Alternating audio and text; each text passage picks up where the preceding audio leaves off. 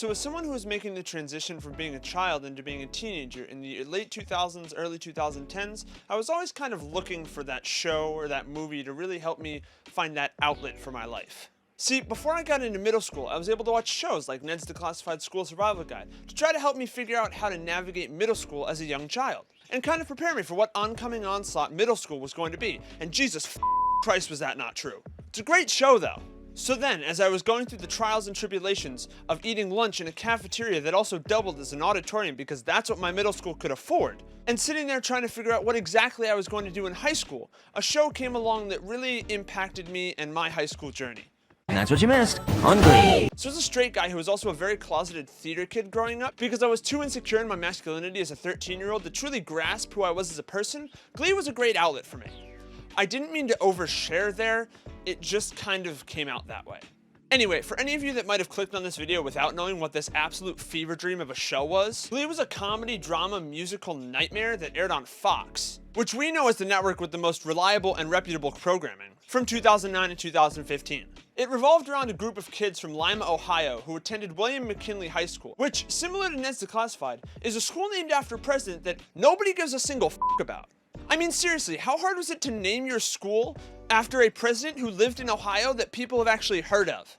Like, William Taft is a president from Ohio, and that guy got stuck in a bathtub. Hilarious! So anyway, there's a whole slew of characters on this show, but your main cast for now is as follows. You've got the Glee teacher, who is creepily similar looking in age to all of the students that he teaches, who at first is married to a woman who kind of looks like a ferret, but then ends up marrying the OCD guidance counselor. And saying those words out loud makes me think that when I saw that for the first time as a child, that's probably when I should have stopped watching this show.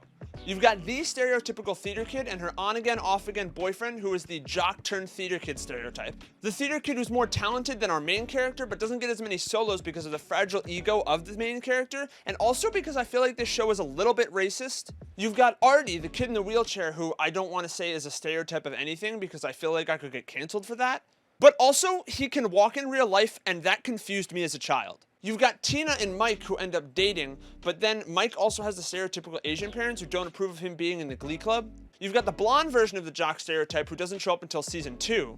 And then you've got Charlie's Angels if Charlie was evil and also played by Jane Lynch. And then you've got Sue Sylvester, the main antagonist of the show, who's a cheerleading coach, but also becomes the principal, and then also by the end of the show is like vice president of the United States or something. Which, by the way, is the character that Jane Lynch plays and is obviously the best part of this show. I mean, seriously, she's the only one on this show who is constantly unafraid to just call out the Glee teacher who, again, looks way too young to be teaching these students. And then she gets villainized for it?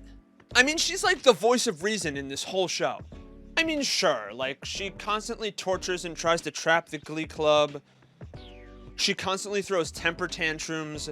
And she even coaches an opposing Glee Club in the last season, only to inevitably coach them into defeat so that the main Glee Club could win.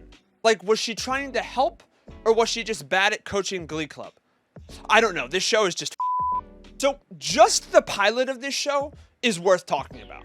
In the first, like, 10 minutes, you've got a teacher grooming student subplot that results in the main Glee teacher taking over the Glee Club, but then in order to recruit, he ends up tracking down the football player in the showers and hears him singing while he's taking a shower and thinks, oh, how am I going to recruit this guy to my Glee Club? Let me go buy some weed and plant it on him and then blackmail him into joining the Glee Club.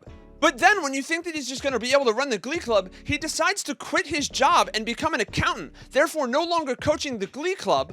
And then when he sees the Glee Club singing Don't Stop Believing, which, by the way, has been ruined for me as a song because it became the anthem of the show and they bashed it into the ground, he just decides to stay, even though his pregnant wife, who we find out later isn't actually pregnant, tried to get him to quit his job to have a reasonable accounting job. And he just says, you know what, nah, f*** it, we ball. So this entire show revolves around the Glee Club and their shenanigans and the things that each of these characters go through. And as a kid who went to a public school in New Jersey, I really don't know how the f*** any of this happened to them at this school.